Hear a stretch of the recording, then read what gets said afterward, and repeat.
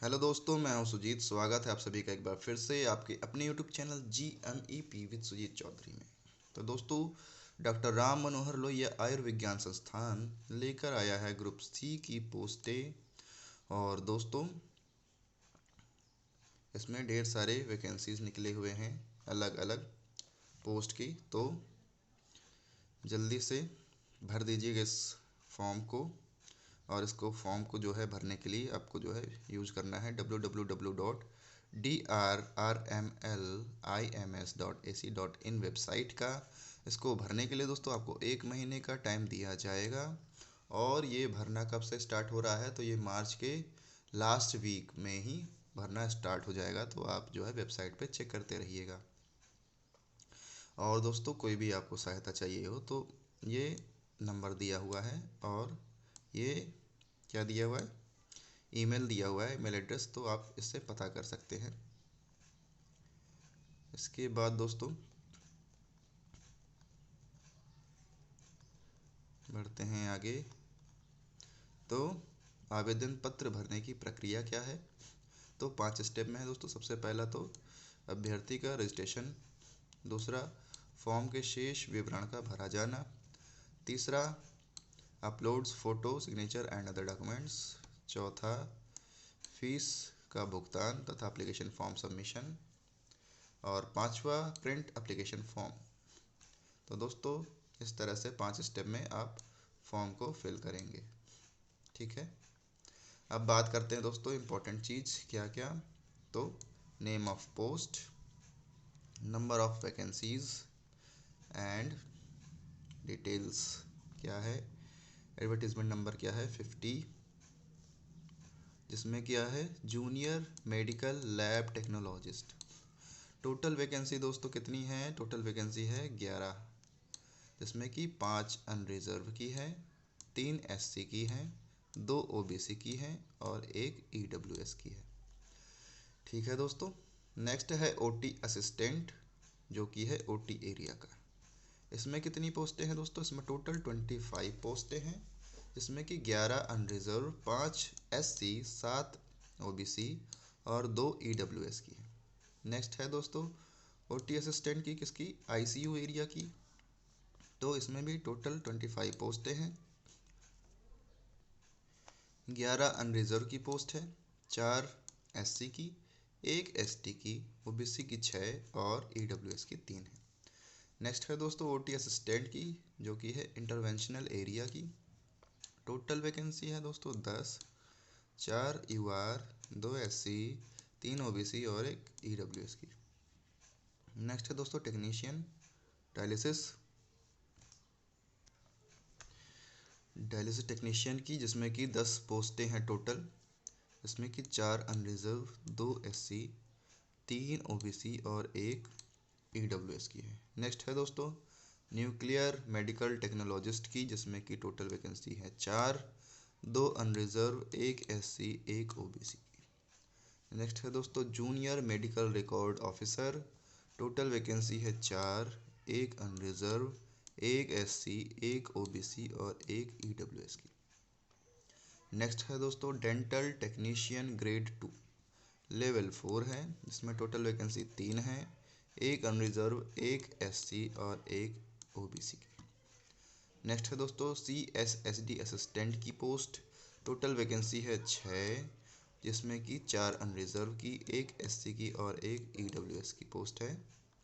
Next है दोस्तों last हमारा क्या, workshop technician grade 2, prosthetics and orthotics. Total vacancy है 2, एक है अनरिजर्व और एक है OBC की। अब दोस्तों बात करते हैं हम किसकी, पे लेवल क्या है। लेवल 5 में ग्रेड पे है आपका 29,200 से 92,300। बेसिक पे क्या है 29,200। लेवल 4 में दोस्तों क्या है 25,500 टू 81,100। बेसिक पे लेवल 25,500। इसके बाद दोस्तों आ जाते हैं हम क्या, क्वालिफ़िकेशन के बारे में। तो सबसे पहले JMLT की बात करते हैं। तो इसमें क्या मांगा है, 10+2 होना चाहिए विद साइंस सब्जेक्ट, यानी कि physics chemistry and biotechnology, and 2 year experience, 2 year regular diploma in medical laboratory technology from any government recognised university or institute. इसके साथ ही 1 ईयर का एक्सपीरियंस होना चाहिए attach with hospital having minimum 100 bed. तो दोस्तों आपके पास क्या होना चाहिए, इंटर होना चाहिए, वो भी साइंस से, डिप्लोमा होना चाहिए 2 साल का रेगुलर का, और इसके साथ ही 1 साल का एक्सपीरियंस होना चाहिए आपको मिनिमम 100 बेड का। ठीक है, नेक्स्ट आ जाते हैं दोस्तों ओटी असिस्टेंट के बारे में जानते हैं। ओटी एरिया का क्या है, तो इसमें तो बीएससी डिग्री होना चाहिए in related field from a recognised university or institute, और अगर आपके पास डिग्री नहीं है तो 10+2 होना चाहिए साइंस से। 5 ईयर का जो है दोस्तों क्या होना चाहिए, एक्सपीरियंस होना चाहिए in OT area from a large hospital और institution. Preference will be given to candidates with certificate और diploma course in OT technique from a recognised hospital. तो दोस्तों प्रेफरेंस आपको मिलेगा ओटी डिप्लोमा जो किया है उसको, या सर्टिफिकेट कोर्स किया है उसको। कब मिलेगा, जब ये 10+2 होगा विद साइंस से और 5 साल का एक्सपीरियंस होगा ओटी एरिया का। ठीक है, और work experience shall be considered if candidate has worked in private और public sector hospital of at least 500 bed. तो दोस्तों 500 बेड का जो है आपका क्या होना चाहिए, एक्सपीरियंस होना चाहिए पब्लिक या प्राइवेट सेक्टर के हॉस्पिटल में फॉर ओटी असिस्टेंट। नेक्स्ट है दोस्तों OT assistant ICU area. Qualification same है, बीएससी डिग्री होना चाहिए या फिर 10+2 होना चाहिए, 5 साल का एक्सपीरियंस होना चाहिए आईसीयू एरिया का। प्रेफरेंस आपको मिलेगा डिप्लोमा और सर्टिफिकेट का, और इसके साथ ही क्या होना चाहिए दोस्तों, 500 बेड के हॉस्पिटल में काम करने का एक्सपीरियंस होना चाहिए। नेक्स्ट है दोस्तों OT assistant interventional area, cardiac, cath lab और ईईजी। तो इसमें भी सेम है, बेसिक डिग्री होना चाहिए या फिर 10+2 होना चाहिए, 5 साल का एक्सपीरियंस होना चाहिए इन इंटरवेंशनल एरिया। इसके साथ ही प्रेफरेंस मिलेगा आपको सर्टिफिकेट या डिप्लोमा का, एक्सपीरियंस होना चाहिए कम से कम क्या 500 बेड का हॉस्पिटल का। ठीक है, टेक्नीशियन डायलिसिस की बात की जाए तो बीएससी होना चाहिए आपका डायलिसिस टेक्नोलॉजी से, या फिर BSc plain BSc with diploma in dialysis technology of 2 year duration course and 1 year experience of working as dialysis technician in a hospital of 20 dialysis unit. तो दोस्तों ऐसा हॉस्पिटल जिसमें 20 डायलिसिस यूनिट हो, उसमें काम करने का आपका 1 साल का एक्सपीरियंस होना चाहिए, 2 साल का आपका जो है डिप्लोमा होना चाहिए विद प्लेन बीएससी। ठीक है, नेक्स्ट आ जाते हैं न्यूक्लियर मेडिकल टेक्नोलॉजिस्ट पे। तो बैचलर डिग्री होनी चाहिए इन न्यूक्लियर मेडिसिन टेक्नोलॉजी की, या फिर BSc in life science and other science plus 1 year diploma in medical radiation and isotope techniques और equivalent approved by AERB। Desirable की बात करी जाए तो 1 year post diploma in registered nuclear medicine facility. Next दोस्तों आ जाते हैं क्या, जूनियर मेडिकल रिकॉर्ड ऑफिसर पे। तो ग्रेजुएट डिग्री होना चाहिए, diploma in medical record technology and knowledge of computer होना चाहिए। ठीक है, नेक्स्ट डेंटल टेक्नीशियन ग्रेड 2। इसमें क्या होना चाहिए, मेट्रिकुलेशन होना चाहिए यानी कि हाई स्कूल, डिप्लोमा या सर्टिफिकेट होना चाहिए आपका डेंटल हाइजीन और डेंटल मैकेनिक और maxillofacial prosthesis and orthodontic appliances से।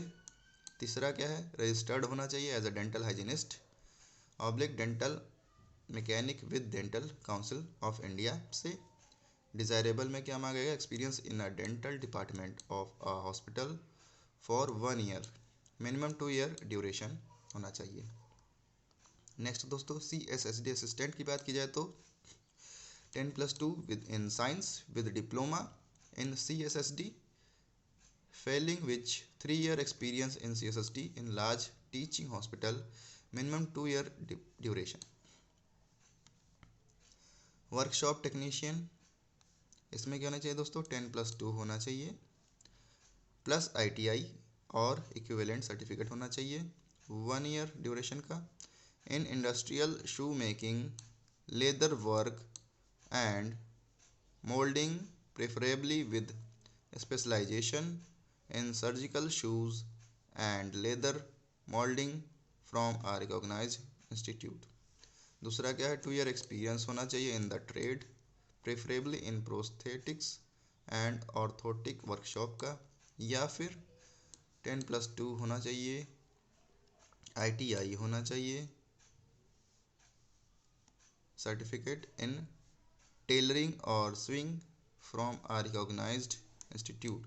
तो दोस्तों अगर आपके पास सिलाई का कोर्स है ITI से और आपने 10+2 किया हुआ है, इसके साथ ही क्या है 2 साल का एक्सपीरियंस होना चाहिए in the trade, preferably in prosthetics and orthotic workshop का, तभी आप इस फॉर्म को फिल कर सकते हैं। ठीक है दोस्तों, तो ये तो बात हो गई किसकी, क्वालिफ़िकेशन की। अब बात करते हैं आयु सीमा की। तो एज लिमिट जो है दोस्तों मिनिमम 18 साल और मैक्सिमम 40 साल दिया गया है।